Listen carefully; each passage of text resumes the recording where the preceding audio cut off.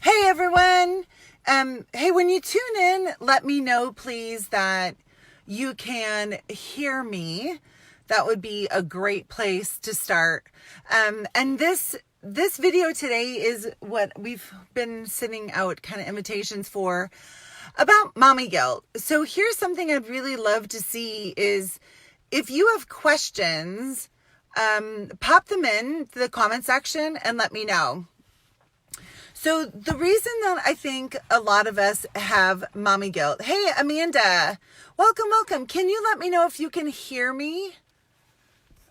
Can you hear me, Amanda? And Lauren Golden, welcome. Can you hear me?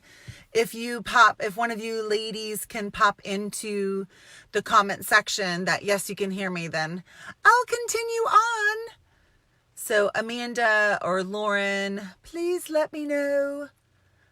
And she said, hola. Yes, I can. And Lauren said, yes, I can. Perfect. All right. So let's first start with guilt. So if you're in the boot camp, you probably remember that guilt comes from, remember we have an idea, dream, goal, imagination. And I learned this from my friend, Jeff Cartwright. And it either goes on one side of ignorance or on the other side of knowledge. If it goes down the side of ignorance, your idea, dream, goal, imagination, the first thing that we do is we have doubt, right? So let's take, for example, mommy. So the first mommy guilt that I think often comes in is I feel guilty because I'm not spending as much time with my children, right? So then we start asking ourselves, are they going to think that they're not important? Are they going to think that I don't love them? Are they going to think this? Are they going to think that, right? So then I think what has to happen, so then we have doubt, then we have worry if we haven't shifted over to the knowledge side. Then we have fear. And eventually fear gives way to guilt, right?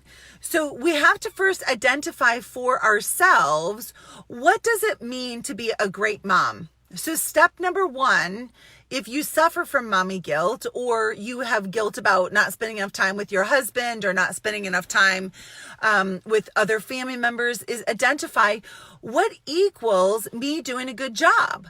Because if you don't set that standard, how will you ever know? All you do is stay locked up in your emotions, which are just going to keep you spinning and spinning and spinning and spinning and spinning. So let's say your definition of being a good mom is, that my children know I love them. Okay, well, how will they know?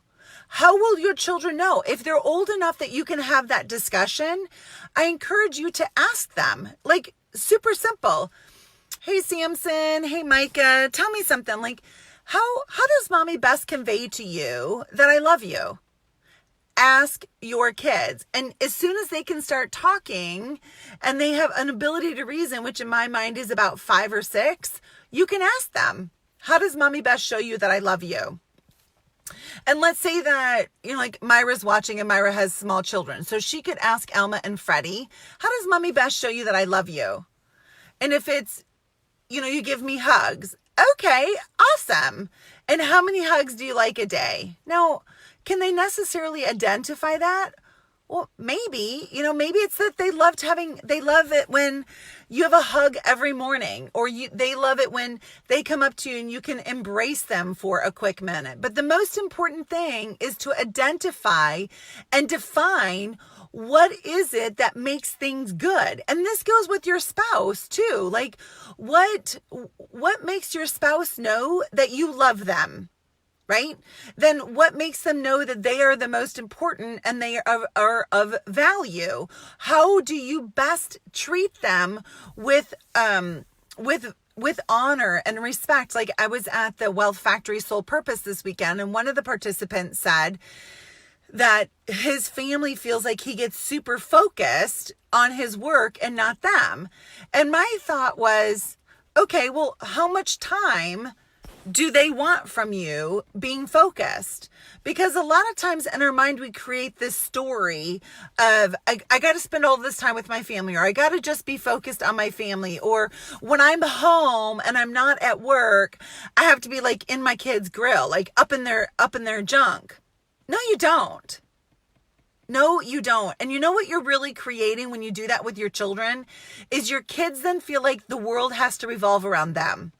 Newsflash, The world will not revolve around your children.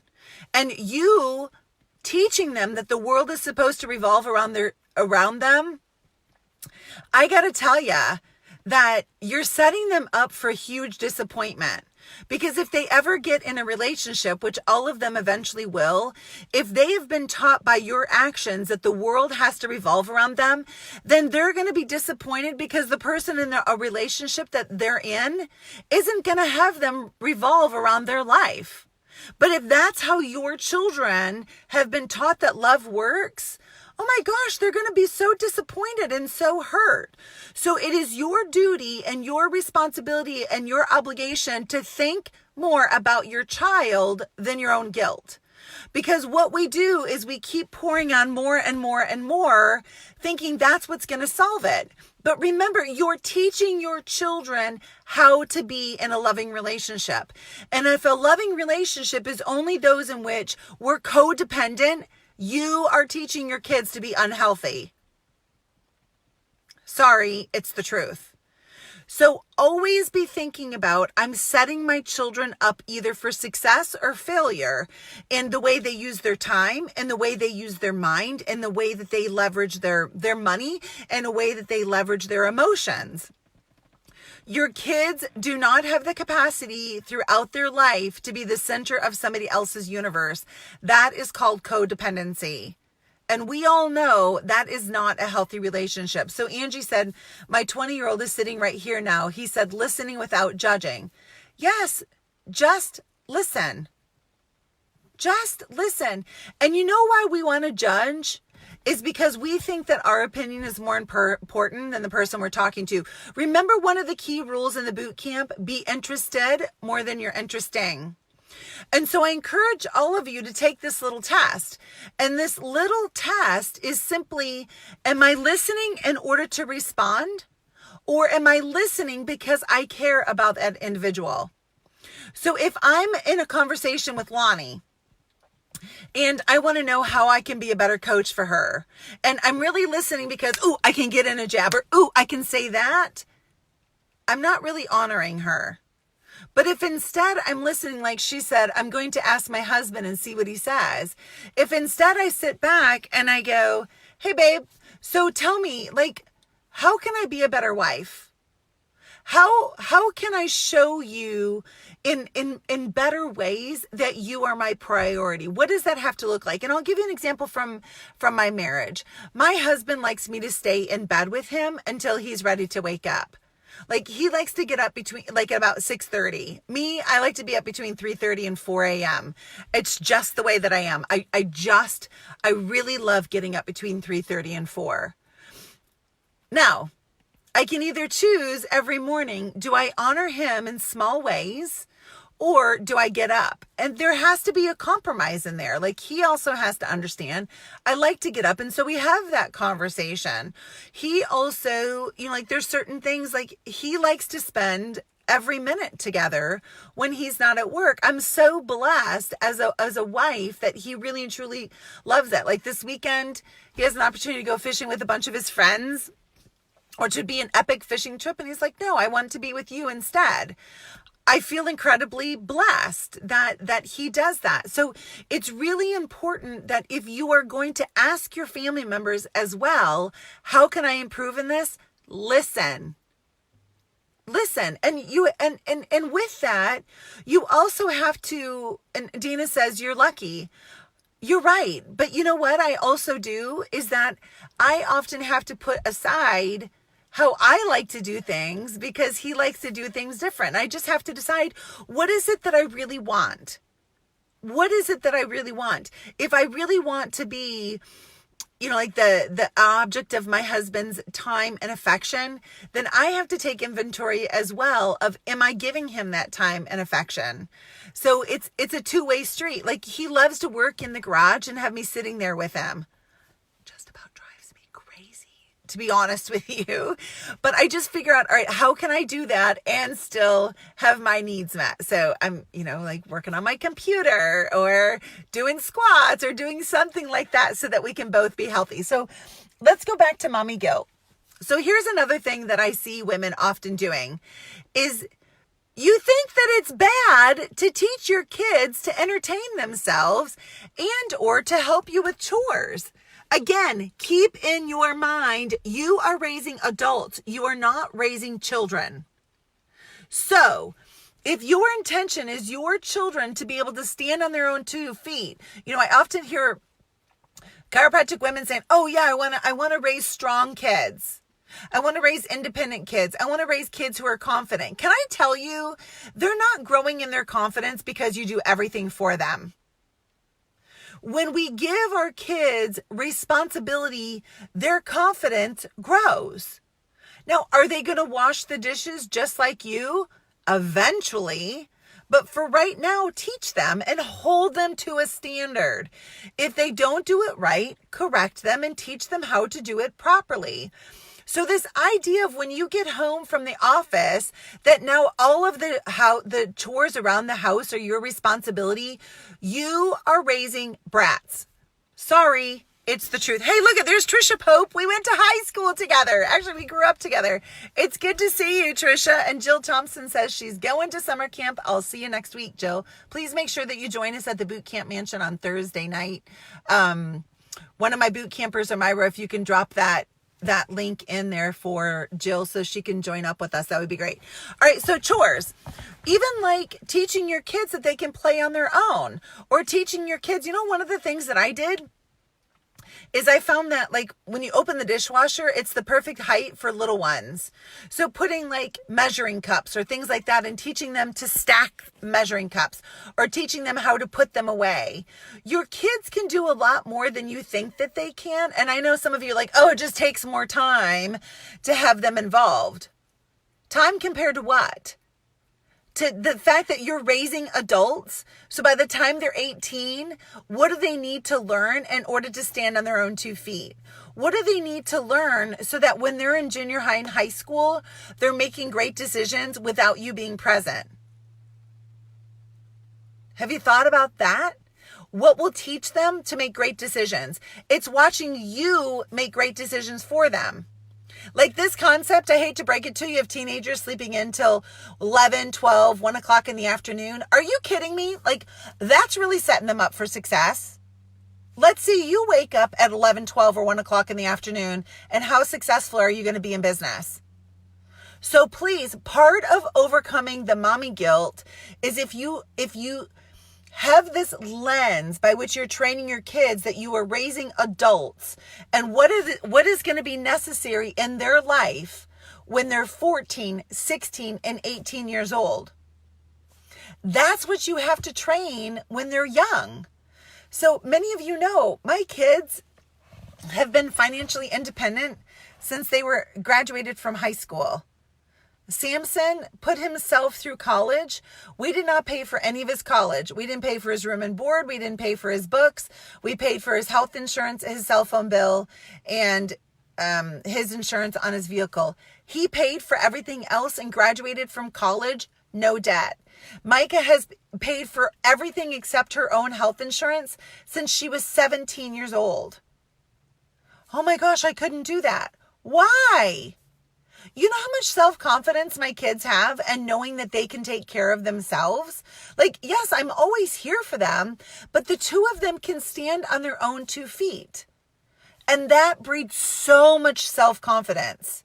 So much self-confidence. Now, God just put it in my heart when I found out I was pregnant. Barb, you have so much to teach your kids before they turn 18 or by the time they turn 18. They need to know how to do their own laundry. They need to know how to manage their time. They need to know how to manage their own money.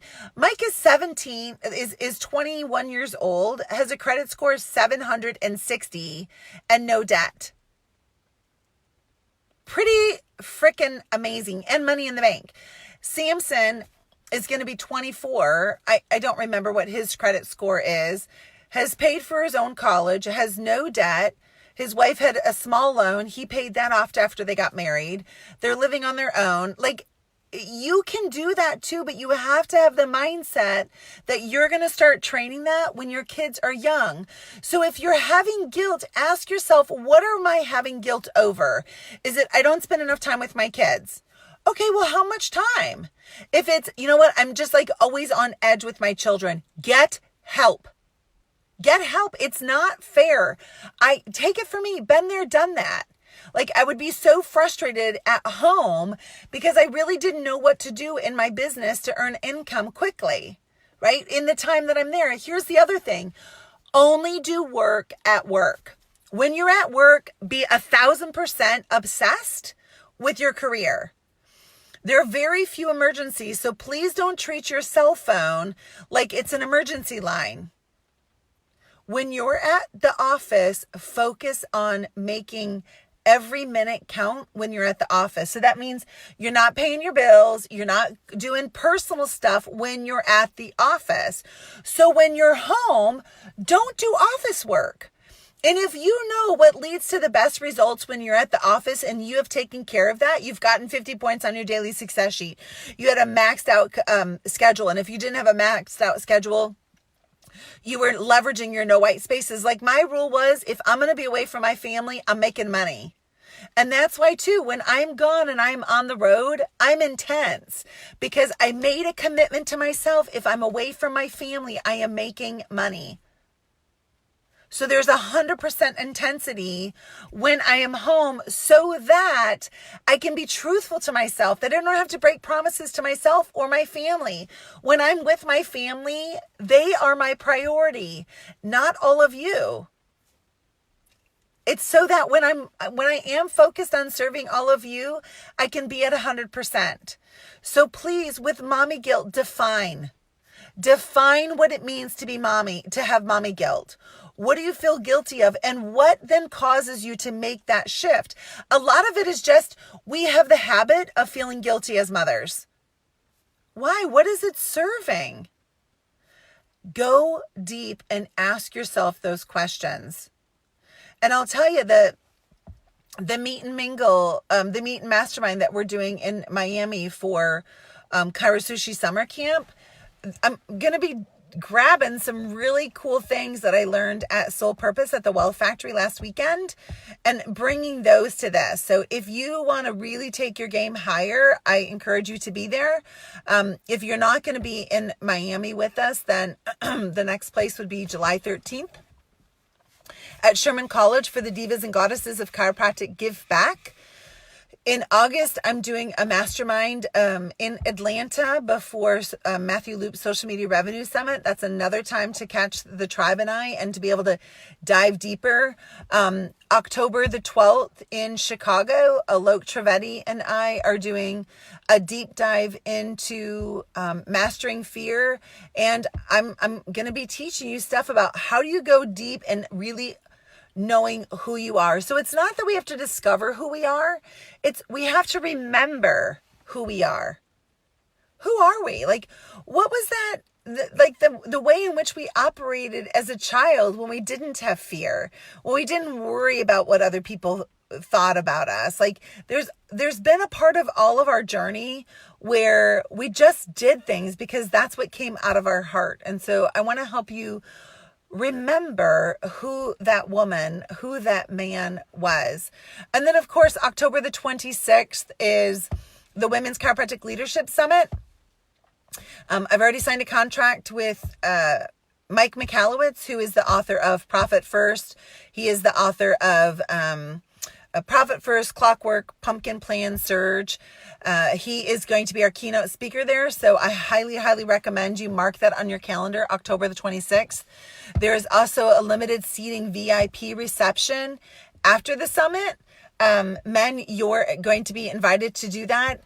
Mike will be spending private time with each table at the private reception and doing a really deep dive into some of his most closely guarded topics.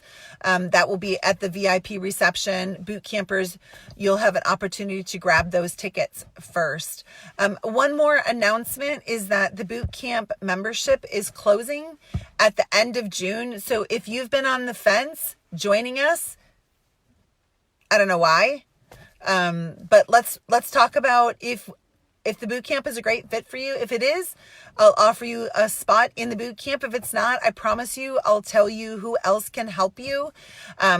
The boot camp is about building badass female chiropractors who are instinctively successful. I make no bones about the fact that that's what we're about. Is we drive hard because we're obsessed when we're in the office, so we can be 100% obsessed when we're with our family. That we don't set random goals, we set massive goals and then have a plan to be able to hit them.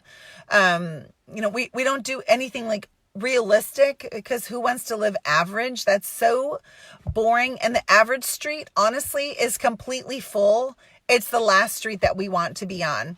So if you've been getting nudges about stepping into your optimum potential and really and truly making this your most remarkable year ever, let's jump on a video call together.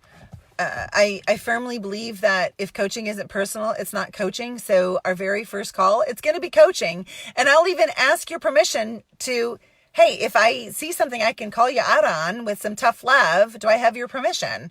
And vice versa. Like, I'm in this journey too. I am learning right along with all of you. I just had one of my coaching calls for my own personal coaching call. Got another one tomorrow. So I'm on this journey with you. I don't have everything figured out, but collectively we can figure out a lot and help one another step up, step up, step up, step up. Because you're either living an extraordinary life or it's very average. And it starts right here with your mindset. Corey said, is it different scheduling for smaller children who don't have a set schedule or limited waking time? Yeah, so Corey, I think the most important thing with that, how do you make sure you're scheduling that well? First and foremost, your children need to be on your schedule, right? So, and think about, what schedule do I want my children to have as an adult? So do you want your children to have a schedule as an adult where they're going to bed at 11, 12 o'clock at night? I haven't really seen a lot of super productive people. Like, I don't know any entrepreneurs that do like burn the midnight oil and get up at 9 a.m. Now, I may be stereotyping. That's fine. I'm stereotyping. But in all of my, I've been a pretty good student of entrepreneurialism for the past 20 years. And I have yet to see that it's individuals who stay up really late and get up really late. It just doesn't really work like that. And so I would start developing a sleep schedule that is consistent with your own patterns, right? And again, always be thinking, what will my children need as adults? Because they're going to spend the majority of their life as adults, not as children. So why would we train them as children when that's not going to work very well for them as adults? So that's one thing. Also, with babies, I don't think that you can over love a baby or even a child. So love on them. And I think especially loving on them is touch and being present. That's the biggest thing that I always hope that boot campers get is the structure in their life. So no matter what they're doing, they're present. They're aware. That their mind isn't so wrapped up in doing that they're not present and because if you're not present, you miss so many gifts that come about because we're aware, because we're present. So being present with your child is so critical. I think other things, Corey, that I really focused on when my kids were babies was surrounding myself with other mommies who had children the same age, because then we were doing life together, which guess what? That translated into doing life together, me as their chiropractor, me as their health coach, me as their family's wellness coach. So it's just so important to keep your mind focused on what are my children going to need later. And I truly believe that alone time for your kids is really important. And Chelsea Rainey just joined, and I want to tell you about something that I watched Chelsea's wife Megan do when we were at their house in May. So Peyton has like this little play structure in like the little plastic slide and ladder. So we were all sitting around talking, and Peyton started working on going up the ladder and couldn't get it right. And so she came down and started to walk around the side of the ladder. And Megan just lovingly grabbed her and said, no, let's try it again. And then helped her, like put her feet right on the steps to go up the ladder. And I was like, that's genius. Instead of letting Peyton in her mind make I failed at that because she didn't get up the ladder.